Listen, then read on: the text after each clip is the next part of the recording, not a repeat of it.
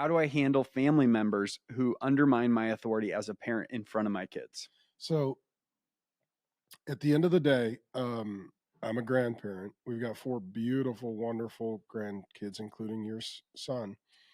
They're your kids. They're not mine. They're not ours. Mm-hmm. I mean, the Bible has a lot to say to parents. Like the whole book of Proverbs is about parents.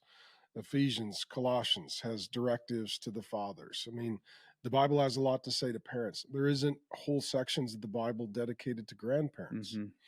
And so to me, what that means is the parents are in the first position. But as a grandparent, if you have a you've got to ask the question, first of all, if you disagree with the parenting decision, does it rise to the level that you need to say something? Mm-hmm. You know, the majority of things you just need to let it go. Either it's a judgment call or the parents will learn because sometimes as a grandparent you're like, well, I already know the answer to this because I raise kids. Well, just Yeah. just put some grace on it, give it some time, let them figure it out.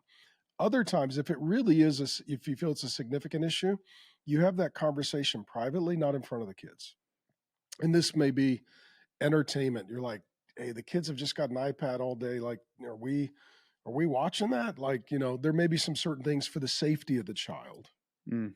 As a grandparent, you may see something, like they're going over to play at so and so's house. Do you actually, you know that family? Like, Mm-hmm. if it's a safety issue, that's where I would raise the issue. Be like, if it's a safety issue as a grandparent, feel free to, kindly, privately say something for the safety of the child. Feels like the emphasis there is privately. Would you do that in front of? Never in front of the child. Mm-hmm. You provide a unified front, and the key in marriage is disagree and commit. Mm-hmm.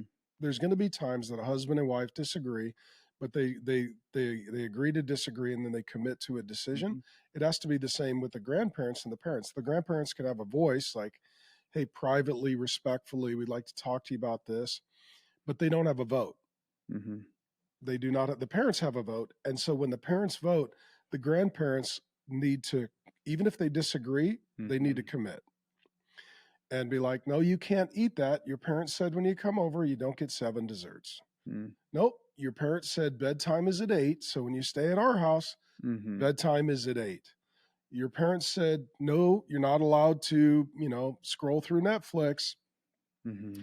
And so when you're at our house, you can't scroll through Netflix. And a lot of times the grandparents will think like, well, when they're at our house, it's our rules. It's like, no, no, no, no, no. Mm-hmm. No, no. They're still the parents. They're the leaders. This is their child. They make the decisions and we support them and we live according to their convictions. If we disagree, we talk about it privately. Mm-hmm. And if they tell us no, the answer is no. Mm-hmm. The worst is when the grandparents practice secrecy with the kids. Don't tell your mom and dad. That's a bad precedent. That's nasty. Hey, I know your dad doesn't or let you, but when you come to grandpa's house, it's like, you can't do that. You can't. It opens them up to other people asking. Manipulating and secrecy and all of that. And it's like, no. Mm-hmm. And so it's even as a grandparent, it's like, hey, I want ice cream for dessert. Okay, well, let me text your mom or dad. Mm-hmm. Can they have ice cream for dessert? Now you're honoring authority and you're teaching the children to honor their mother and father. Mm. Yeah, it's really good.